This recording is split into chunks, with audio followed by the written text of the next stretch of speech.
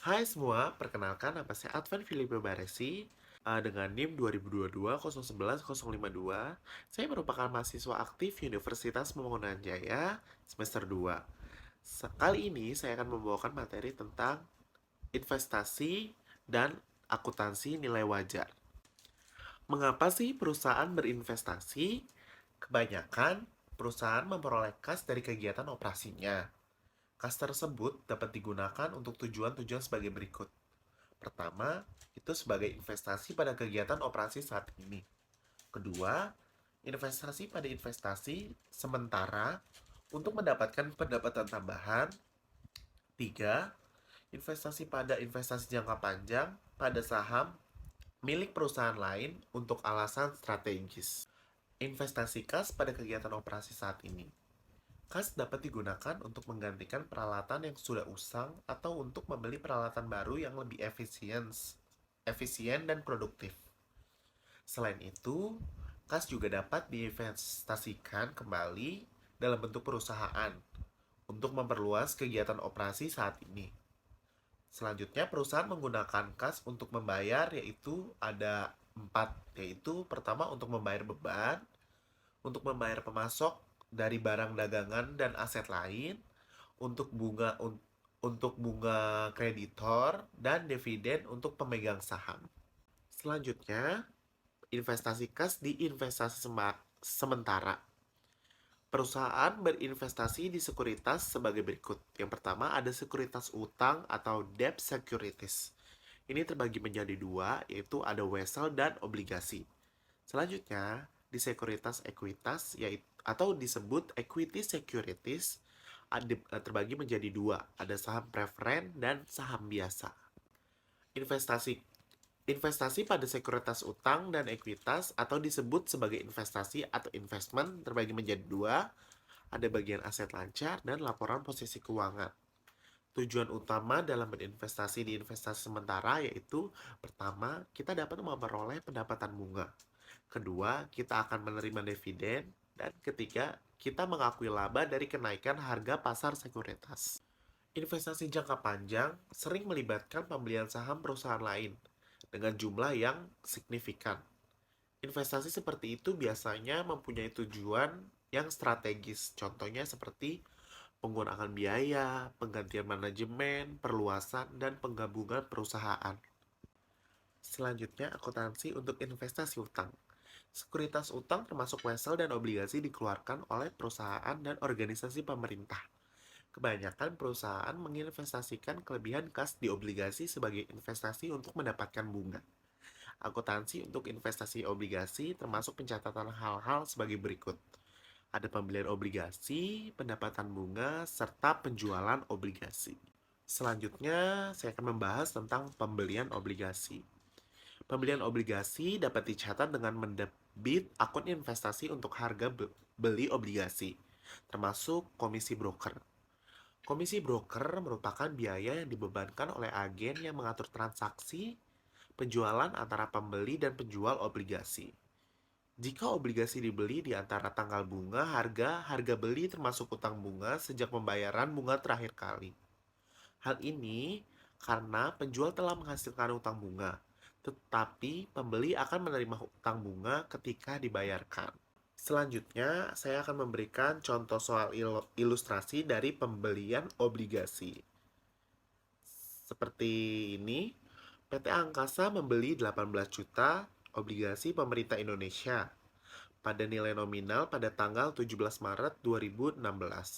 Ditambah utang bunga untuk 45 hari, obligasi tersebut mempunyai tingkat bunga 6% pada tanggal 31 Juli dan 31 Januari.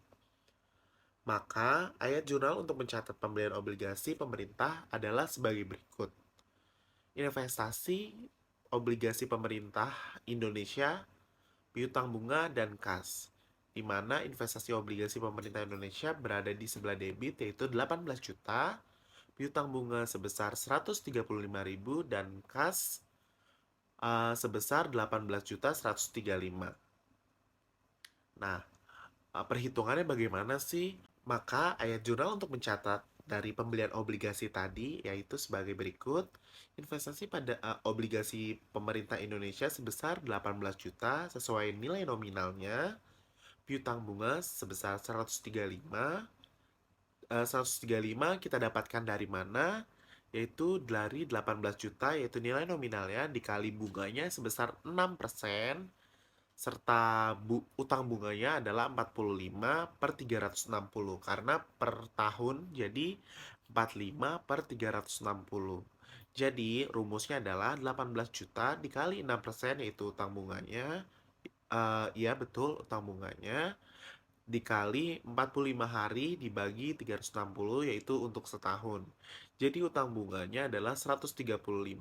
Jadi ayat jurnalnya adalah investasi obligasi pemerintah Indonesia yaitu 18 juta, piutang bunga sebesar 135 dan kas adalah sebesar 18 juta 135 ribu. Contoh ilustrasinya selanjutnya pada tanggal 31 Juli, PT Angkasa menerima pembayaran bunga per semester sebesar 540.000. Dihitung dari mana sih 540 ini? Dari 18 juta dikali 6% dikali setengah. Yaitu bunga sebesar 540 termasuk utang bunga sebesar 135 atas obligasi yang dibeli PT Angkasa pada tanggal 17 Maret. Dengan demikian, PT Angkasa telah menghasilkan pendapatan bunga sebesar 405.000. Dari manakah 405 ini? Dari 540.000 dikurang 135.000 sejak saat pembelian obligasi. Maka jurnal untuk penerimaan bunga pada tanggal 31 Juli ditunjukkan sebagai berikut. Kas di sebelah kredit yaitu 540 dihitung dari rumus tadi yaitu 18 juta dikali 6% dikali setengah. Selanjutnya piutang bunga dari sebesar 135 di sebelah kredit dan pendapatan bunga di sebelah kredit sebesar 405 dihitung dari 540 dikurang 135. Masih di kasus yang sama, yaitu masih di pendapatan bunga dengan contoh soal yang sama. Pada periode akuntansi PT Angkasa berakhir pada tanggal 31 Desember. Dengan demikian, jurnal penyesuaian harus dibuat untuk utang bunga selama 5 bulan, yaitu pada 1 Agustus hingga 31 Desember, sebesar 450. Bagaimana sih perhitungannya bisa mendapatkan 450.000 ini? Yaitu dari 18 juta yaitu nilai nominalnya dikali 6% yaitu utang bunganya dikali 5 per 12 karena selama 5 bulan yaitu dari 1 Agustus sampai 31 Desember. Maka ayat jurnal untuk mencatat utang bunga adalah sebagai berikut. Piutang bunga di debit sebesar 450.000 dan pendapatan bunga sebesar 450.000 di sebelah kredit. Untuk tahun yang berakhir pada 31 Desember 2016, PT Angkasa akan melaporkan pendapatan bunga sebesar 855.000. Dari mana sih? Yaitu dari 405 ditambah 450 sebagai bagian dari pendapatan lain-lain pada laporan laba rugi.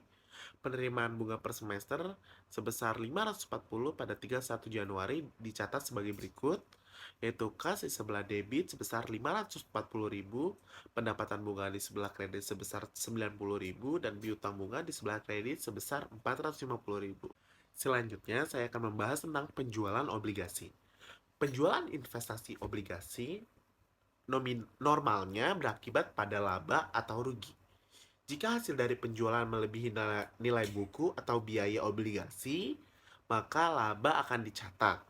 Namun, jika hasil dari penjualan kurang dari nilai buku atau biaya dari obligasi tersebut, maka rugi akan dicatat. Sebagai ilustrasi, pada tanggal 31 Januari 2017, PT Angkasa menjual obligasi pada 98, di mana harga sama dengan 98% nilai nominalnya.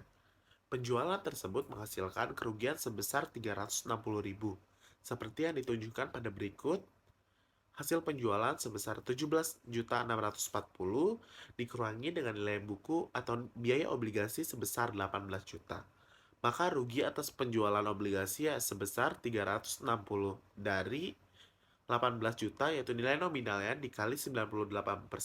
Maka diperolehlah 360.000 itu atas kerugian atas penjualan obligasi. Selanjutnya untuk mencatat ayat jurnal penjualan obligasi mengenai kasus yang tadi, yaitu kas sebesar 17.640 di sebelah debit, rugi atas penjualan investasi di sebelah debit sebesar 360.000, lalu di kredit ada investasi obligasi pemerintah Indonesia sebesar 18 juta. Maka tidak ada utang bunga pada penjualan karena tanggal pembayaran bunga juga jatuh pada tanggal 31 Januari.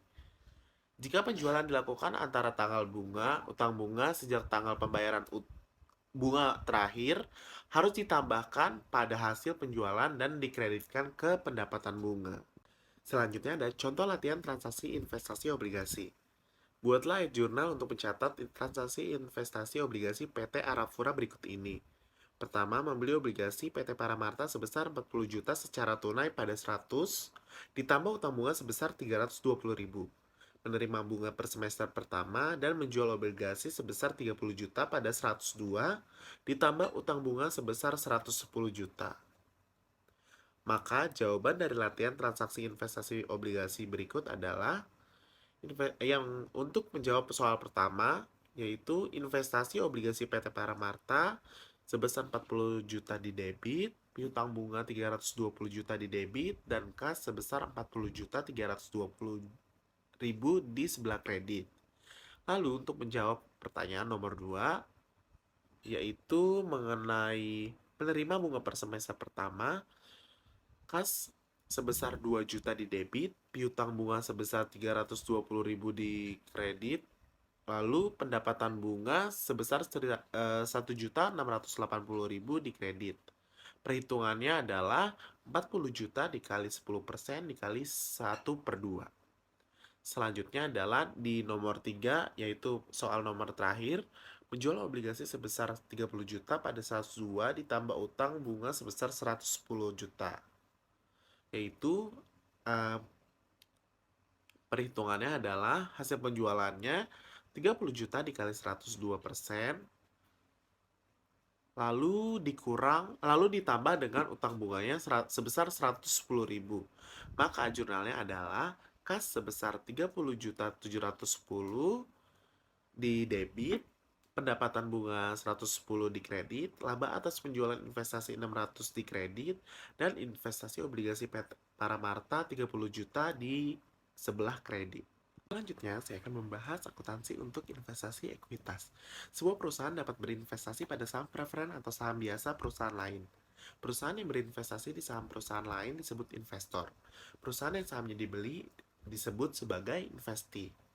Jumlah persen saham investee yang beredar yang dibeli oleh investor menentukan tingkat pengendalian yang dimiliki investor atau investee. Hal ini pada gilirannya menentukan metode akuntansi yang digunakan untuk mencatat investasi saham. Di bawah ini saya akan menampilkan tentang investasi saham. Ada presentasi saham beredar oleh investor, tingkat kontrol investor atas investasi, dan metode akuntansi. Jika kurang dari 200%, maka tingkat kontrolnya adalah tidak ada kontrol. Metode akuntansi yang digunakan adalah metode biaya. Jika dia antara 20% sampai 50%, malah tingkat kontrolnya menggunakan pengaruh signifikan, dan metode akuntansi menggunakan metode ekuitas. Selanjutnya untuk persentase saham beredar lebih dari 50% menggunakan tingkat kontrol, yaitu kontrol pada metode akuntansi konsolidasi. Selanjutnya ada metode biaya kepemilikan kurang dari 20%. Jika investor membeli kurang dari 20% saham yang beredar dari investee, investor dianggap tidak memiliki kontrol atas investee. Dalam hal ini dapat diasumsikan bahwa investor membeli saham terutama untuk mendapatkan dividen atau untuk merealisasikan keuntungan atas kenaikan harga saham. Investasi kurang dari 20% dari saham perusahaan yang beredar dicatat dengan menggunakan metode biaya atau cost method. Menurut metode biaya, ayat jurnal dicatat untuk transaksi berikut. Pertama ada pembelian saham, penerimaan dividen, dan penjualan saham. Selanjutnya adalah metode biaya untuk pembelian saham dengan kepemilikan kurang dari 20%. Pembelian saham dicatat sebagai biaya perolehan, yaitu setiap komisi broker dimasukkan sebagai bagian dari biaya. Di bawah ada ilustrasi. Diasumsikan bahwa pada tanggal 1 Mei, PT Bumi Kencana membeli 2.000 saham biasa PT Indra Prasta pada harga 49.900 per saham, ditambah komisi broker 200.000. Maka ayat jurnal untuk mencatat pembelian saham tersebut adalah sebagai berikut, yaitu investasi saham PT Indra Prasta di sebelah debit sebesar 100 juta, di sebelah kas sebesar 100 juta, di sebelah kredit, yaitu dengan rumus sebagai berikut: 49.900 dikali 2.000 lembar saham ditambah dengan 200.000, maka diperolehlah hasil sebesar 100 juta. Selanjutnya, pada tanggal 31 Juli, PT Bumi Kencana menerima dividen 400 per lembar saham dari PT Indra Prasta. Jurnal untuk mencatat penerimaan dividen adalah sebagai berikut: kas kas di sebelah debit 800.000 dan pendapatan dividen di sebelah kredit sebesar 800.000. Penerimaan pendapatan dari saham biasa itu perhitungannya adalah sebagai berikut: 2.000 lembar dikali 400 maka mendapatkan hasil sebesar 800.000. Pendapatan dividen ini dilaporkan sebagai bagian dari pendapatan lain-lain pada laporan laba rugi PT Bumi Kencana. Selanjutnya adalah metode biaya penjualan saham yang memiliki kepemilikan kurang dari 20%. Penjualan investasi saham umumnya menghasilkan laba atau rugi. Laba dicatat jika hasil penjualan melebihi nilai buku atau biaya saham. Kerugian dicatat jika hasil penjualan kurang dari nilai buku atau biaya. Contohnya adalah seperti ini. Pada tanggal 1 September, PT Bumi Kencana menjual 1.500 saham dari PT Indra Pasta untuk 54.500 per saham, dikurangi komisi 160.000, penjualan menghasilkan laba sebesar 6.590.000, seperti yang ditunjukkan oleh perhitungan berikut ini. Hasil penjualannya adalah 81.590, dikurangi nilai buku atau biaya obligasi sebesar 75 juta, lalu ada laba atas penjualannya sebesar 6.590.000. Itu merupakan pengurangan dari hasil penjualan dikurangi oleh nilai buku, maka diterimalah laba atas penjualan sebesar 6.590. Maka ayat jurnal untuk mencatat kasus di atas adalah kas sebesar 81.590.000 di sebelah debit, laba atas penjualan investasi 6.590.000 di sebelah kredit, dan investasi PT Indra Prasta 75 juta di sebelah kredit. Laba atas penjualan investasi dilaporkan sebagai bagian dari pendapatan lain-lain pada laporan laba rugi PT Bumi Kencana. Selanjutnya adalah metode ekuitas kepemilikan antara 20% sampai 50%. Jika pembelian oleh investor antara 20% sampai 50% dari saham yang beredar dari investi, investor dianggap memiliki pengaruh signifikan atas investi. Dalam hal ini, diasumsikan bahwa investor membeli saham terutama untuk alasan strategis seperti mengembangkan hubungan pemasok. Investasi antara 20% sampai dengan 50% dari saham beredar perusahaan dicatat dengan menggunakan metode ekuitas atau equity method. Berdasarkan metode ekuitas, saham dicatat pada awalnya sebesar biaya perolehan, termasuk komisi broker. Hal ini sama dengan metode biaya. Berdasarkan metode ekuitas, akun investasi akan disesuaikan untuk bagian investor atas laba neto dan dividen dari investi. Penyesuaian ini adalah sebagai berikut. Pertama, laba neto.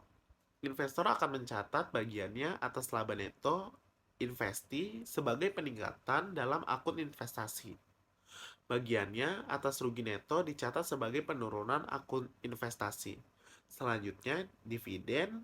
Bagian investor dividen tunai yang diterima dari investi akan mengurangi akun investasi. Selanjutnya, ada ilustrasi dari soal, yaitu asumsikan bahwa PT Sinar Purnama membeli kepemilikan 40% saham biasa dari PT Flamingo pada tanggal 2 Januari 2016 seharga 350 juta. Jurnal untuk mencatat pembelian tersebut adalah investasi pada saham PT Flamingo sebelah debit sebesar 350 juta dan kas karena membeli 40% saham PT Flamingo sebesar 350 juta di sebelah kredit. Selanjutnya, mencatat laba neto investi. Untuk tahun yang berakhir 31 Desember 2016, PT Flamingo melaporkan laba neto sebesar 105 juta. Berdasarkan metode ekuitas, PT Sinar Purnama Investor mencatat pangsa laba neto PT Flamingo adalah sebagai berikut. Investasi pada saham PT Flamingo di sebelah debit sebesar 42 juta, pendapatan PT Flamingo di sebelah kredit sebesar 42 juta. Ini untuk mencatat laba neto atas 40% lembar saham PT Flamingo sebesar 105 juta dikali dengan 40%, maka diperolehlah 42 juta. Pendapatan dari PT Flamingo dilaporkan pada laba rugi PT Sinar Purnama. Tergantung pada jumlahnya, mungkin akan dilaporkan secara terpisah atau sebagai bagian dari pendapatan lain-lain. Jika PT Flamingo memiliki kerugian selama periode tersebut, maka jurnal akan menjadi debit rugi PT Flamingo dan kredit ke akun investasi. Selanjutnya, selama tahun berjalan, PT Flamingo mengumumkan dan membayar dividen tunai sebesar 45 juta. Berdasarkan metode ekuitas, PT Sinar Purnama atau investor mencatat dividen PT Flamingo sebagai berikut. Kas sebelah debit sebesar 18 juta, pada investasi pada saham PT Flamingo sebesar 18 juta di kredit. Ini adalah untuk mencatat pendapatan atas 40% dividen PT Flamingo sebesar 45 juta dikali 40%, maka diperolehlah 18 juta. Selanjutnya adalah penjualan saham kepemilikan antara 20% sampai 50%.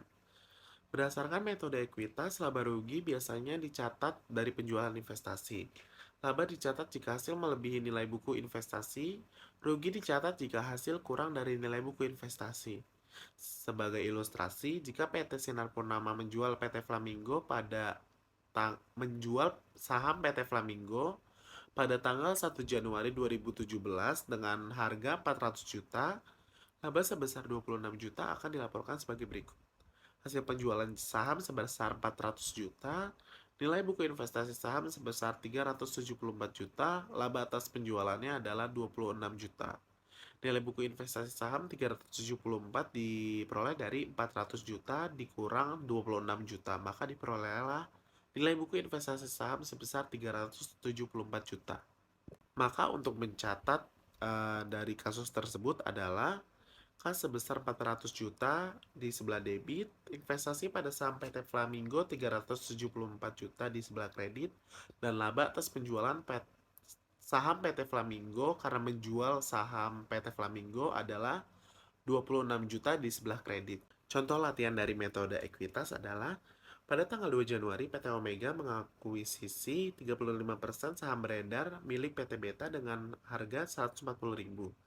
Untuk tahun yang berakhir 31 Desember, PT Beta meraih pendapatan 44 juta dan membayar dividen sebesar 20 juta. Maka, buatlah jurnal untuk PT Omega untuk pembelian saham, pangsa pendapatan PT Beta, dan dividen yang diterima dari PT Beta. Maka jurnal pada 2 Januari yaitu untuk pembelian saham yaitu investasi pada saham PT Beta sebesar 140 juta di sebelah debit, lalu kas di sebelah kredit 140 juta. Selanjutnya, untuk mencatat pangsa pendapatan PT Beta, investasi pada saham PT Beta sebesar 15.400 di sebelah debit, dan pendapatan PT Beta di sebelah debit 15.400. Untuk mencatat 35% pendapatan PT Beta, yaitu dengan cara 35% dikali 44 juta, maka diperolehlah 15.400.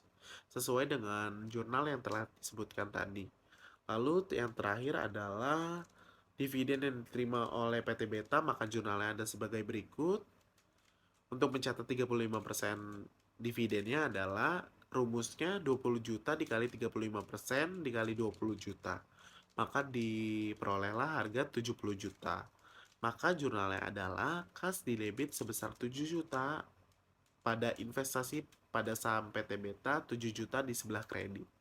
Konsolidasi kepemilikan lebih dari 50%. Jika investor membeli lebih dari 50% dari saham yang beredar dari investi, Investor dianggap memiliki kontrol atas investi pembelian kepemilikan lebih dari 50% saham perusahaan asosiasi disebut kombinasi bisnis atau business combination. Dalam hal ini, diasumsikan bahwa investor membeli saham investi terutama untuk alasan strategis. Misalnya, perusahaan dapat bergabung untuk menghasilkan lini produk yang lebih efisien, diversifikasi lini produk, memperluas geografis, atau memperoleh pengetahuan. Sebuah perusahaan yang memiliki seluruh atau sebagian besar saham biasa dari perusahaan lain disebut perusahaan induk atau parent company. Korporasi yang dikendalikan disebut sebagai anak perusahaan atau subsidiary company. Pada akhir tahun, laporan keuangan induk dan anak perusahaan akan digabung dan dilaporkan sebagai perusahaan tunggal. Laporan keuangan gabungan disebut sebagai laporan keuangan konsolidasi atau consolidated financial statement. Selanjutnya ada penilaian dan pelaporan investasi. Sekuritas utang dan ekuitas adalah aset keuangan yang sering diperdagangkan di bursa publik seperti New York Stock Exchange. Akibatnya, nilai pasar mereka dapat diamati dan dengan demikian secara objektif ditentukan. Untuk alasan ini, prinsip-prinsip akuntansi yang berlaku umum atau SAK memungkinkan beberapa sekuritas utang dan mengharuskan sekuritas ekuitas yang kepemilikannya kurang dari 20% dinilai dalam catatan akuntansi dan laporan keuangan pada nilai pasar wajar atau fair market value. Pengklasifikasian sekuritas yaitu ada sekuritas trading atau trading securities, sekuritas yang tersedia untuk dijual available for sale securities, dan sekuritas yang dimiliki sampai jatuh tempo atau held to maturity securities. Sekuritas trading. Sekuritas trading adalah sekuritas utang dan ekuitas yang dibeli untuk mendapatkan keuntungan jangka pendek dari perubahan harga pasar mereka. Sekuritas trading sering dipegang oleh bank-bank, reksadana, perusahaan asuransi, dan lembaga keuangan lainnya. Oleh karena itu, sekuritas trading diadakan sebagai investasi jangka pendek. Mereka dilaporkan sebagai aset lancar pada laporan posisi keuangan. Sekuritas trading dinilai sebagai portofolio atau kelompok dari sekuritas dengan menggunakan nilai wajar sekuritas. Nilai wajar atau fair value adalah harga yang akan diterima perusahaan jika sekuritas dijual. Perubahan nilai wajar dari portofolio atau kelompok dari sekuritas trading diakui sebagai keuntungan atau rugi yang belum direalisasi atau unrealized gain or loss periode berjalan. Dari sekuritas trading yaitu asumsikan PT Mulia membeli portofolio sekuritas trading selama 2016 pada tanggal 31 Desember 2016. Biaya dan nilai wajar sekuritas adalah sebagai berikut. Ada PT Asahan, jumlah sahamnya 400, total biayanya 5 juta, total nilai wajarnya 7.200.000. PT Millennium, jumlah sahamnya 500, total biaya 11 juta, total nilai wajarnya 7.500.000. PT Piawai, jumlah saham 200, total biaya 8 juta, total nilai wajarnya adalah 10.600.000. Maka total biaya dari ketiga perusahaan ini adalah 24 juta dan total nilai wajarnya adalah 25.300.000. Jurnal penyesuaian pada tanggal 31 Desember 2016 untuk pencatatan nilai wajar portofolio sekuritas trading ditampilkan sebagai berikut. Penyisian investasi atau trading sebesar 130 juta di sebelah debit dan laba yang belum direalisasi atau investasi trading sebesar 1.300.000 sebelah kredit. Laba yang belum direalisasi atas investasi trading dilaporkan pada laporan laba rugi. Tergantung pada maknanya, mungkin akan dilaporkan secara terpisah atau sebagai pendapatan lain-lain pada laba rugi. Penilaian penyisian dilaporkan pada 31 Desember 2016 di laporan posisi keuangan sebagai berikut. Aset lancar meliputi kas investasi trading biaya, ditambah penilaian penyisian investasi trading dan investasi trading. Ada kas sebesar 120 juta, investasi trading sebesar 24 juta ditambah dengan penyisihan investasi trading sebesar 1.300.000, maka investasi trading atau nilai wajarnya sebesar 25.300.000, yaitu penambahan dari investasi trading ditambah dengan penilaian penyisihan investasi trading. Jika nilai wajar portofolio sekuritas trading kurang dari biaya, maka penyesuaian akan mendebit rugi belum direalisasi atas investasi trading dan penilaian kredit penyisian investasi trading untuk perbedaan. Rugi belum direalisasi atas investasi trading akan dilaporkan dalam laporan laba rugi sebagai beban lain-lain. Penilaian penyisian investasi trading akan ditampilkan pada laporan posisi keuangan sebagai pengurang investasi trading atau biaya. Seiring waktu, akun penilaian penyisian disesuaikan untuk mencerminkan perbedaan antara biaya dan nilai wajar portofolio. Dengan demikian, peningkatan dalam akun penilaian penyisian dari awal periode akan mengakibatkan penyesuaian untuk mencatat keuntungan yang belum direalisasi, mirip dengan ayat jurnal yang digambarkan sebelumnya. Demikian juga, penurunan akun penilaian penyisihan dari awal periode akan mengakibatkan penyesuaian untuk mencatat kerugian yang belum direalisasi. Atau latihan dari penilaian sekuritas trading pada nilai wajar adalah pada tanggal 1 Januari 2016, penilaian penyisihan investasi atau trading memiliki saldo 0. Pada tanggal 31 Desember 2016, biaya portofolio sekuritas trading adalah 79.200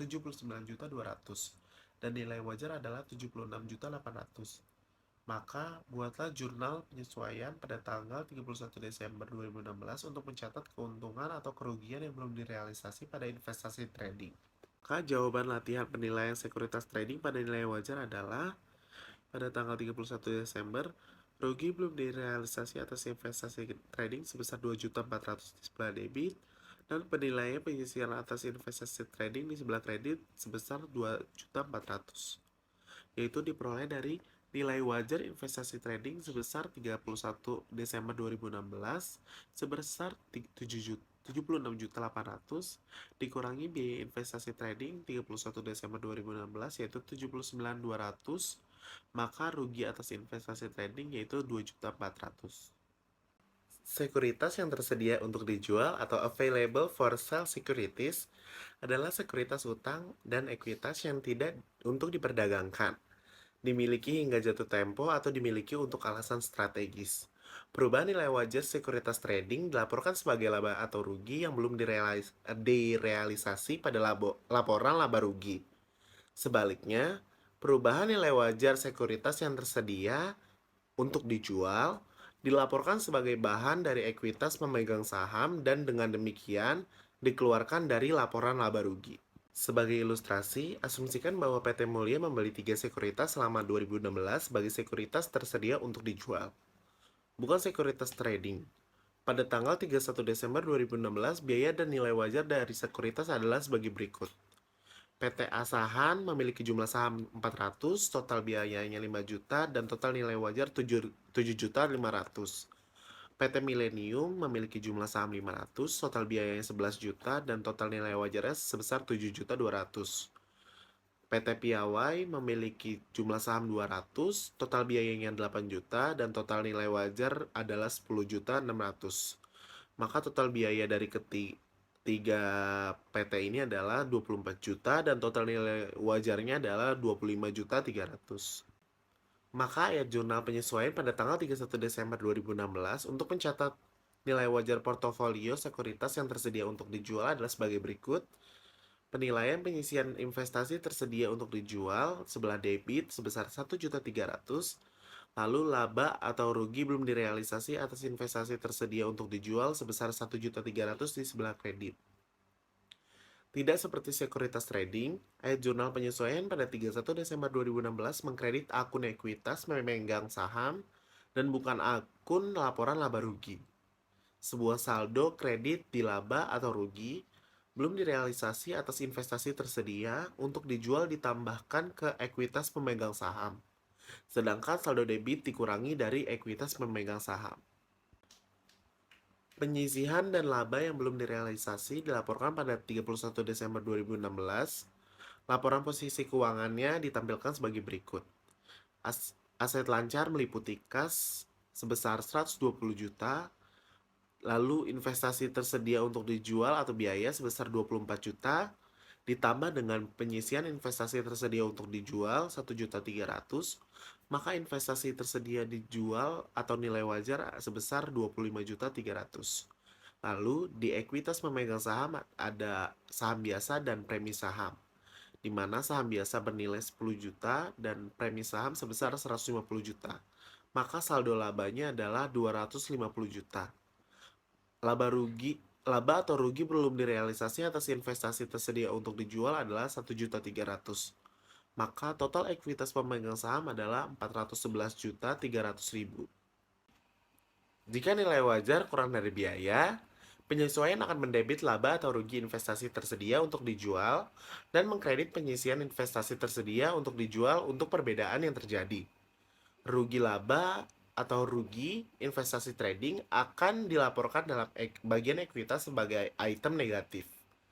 Penilaian penyisian investasi tersedia untuk dijual akan ditampilkan pada laporan posisi keuangan sebagai pengurang investasi tersedia untuk dijual atau biaya. Seiring waktu, akun penyisian disesuaikan untuk mencerminkan perbedaan antara biaya dan nilai wajar portofolio. Dengan demikian, peningkatan penyisian penilaian dari awal periode akan mengakibatkan penyesuaian untuk mencatat peningkatan dalam penilaian dan akun laba atau rugi belum direalisasi. Mirip dengan ayat jurnal yang digambarkan sebelumnya.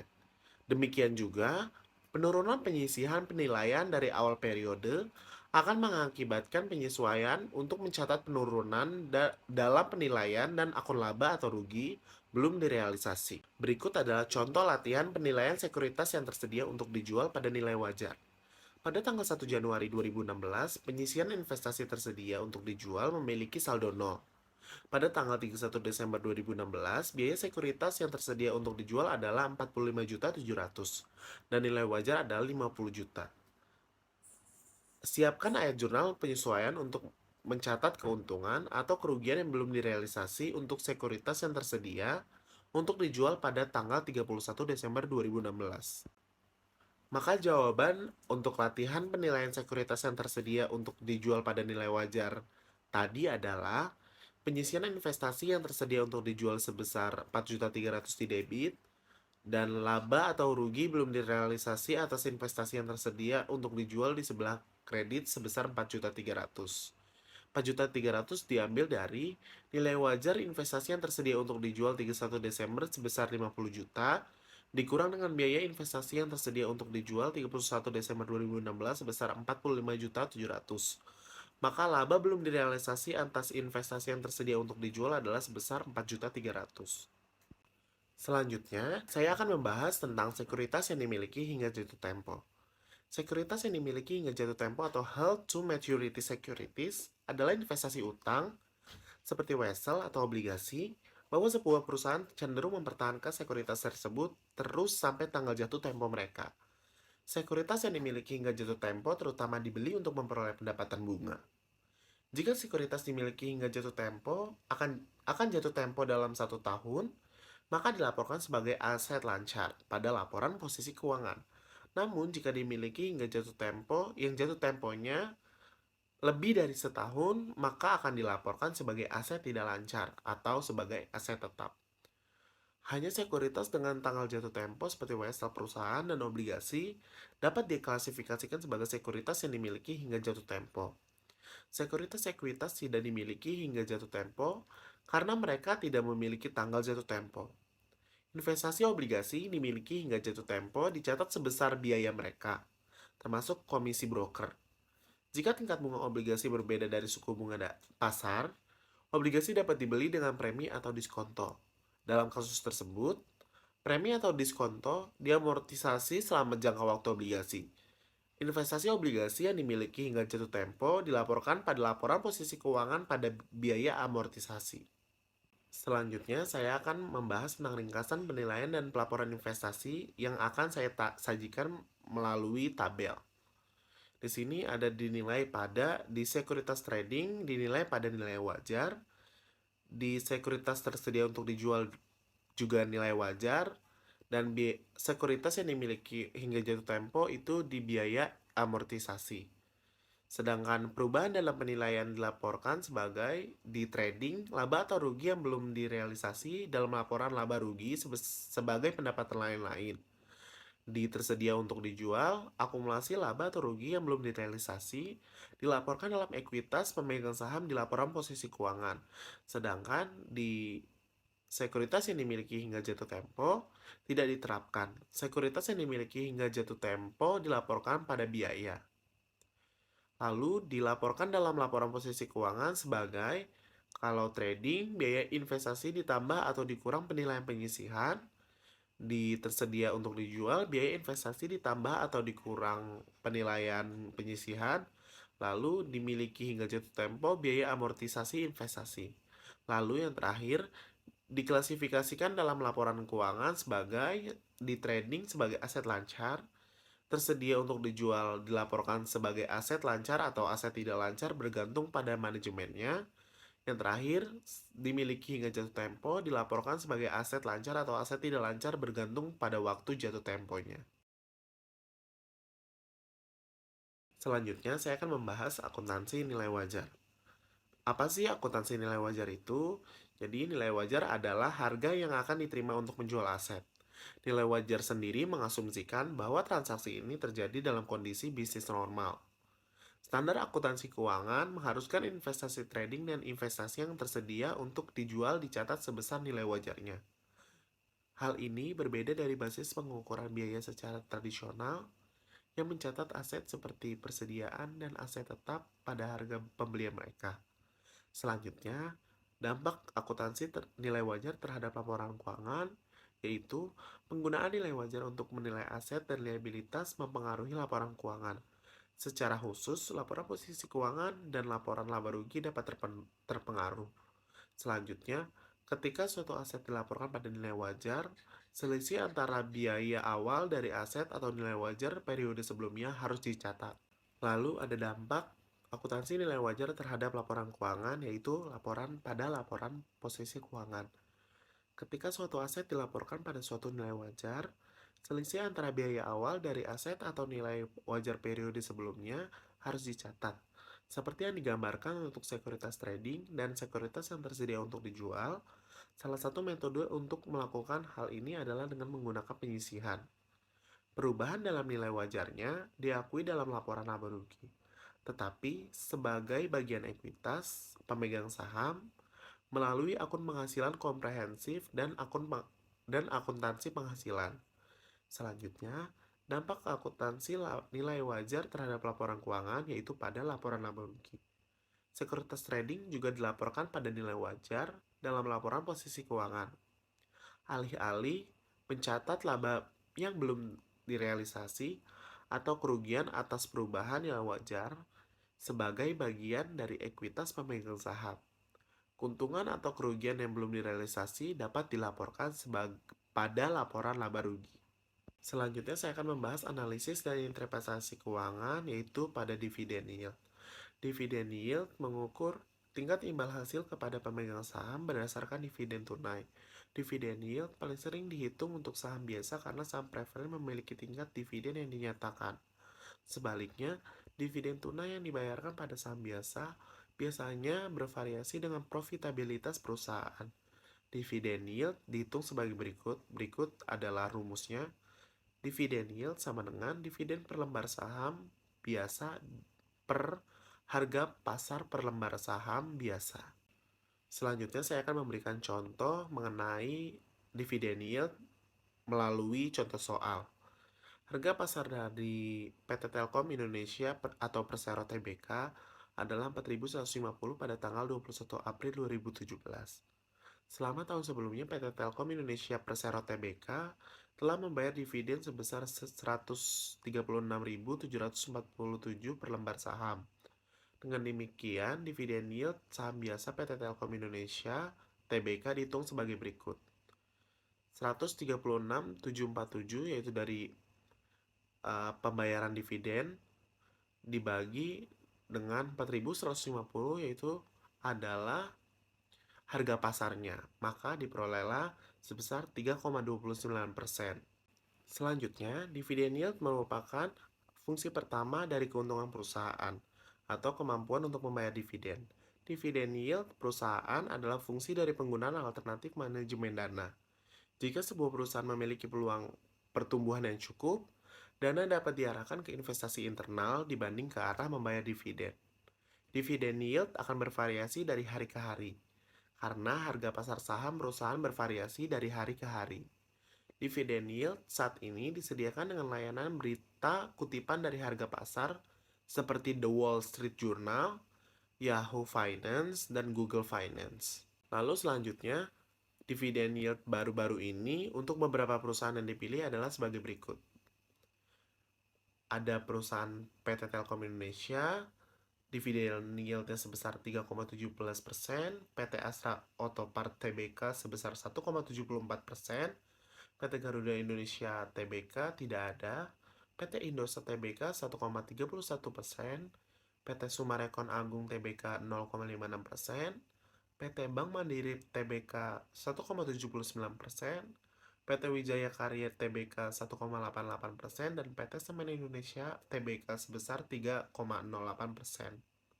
Lalu, saya akan memberikan satu contoh lagi mengenai perhitungan dividen yield.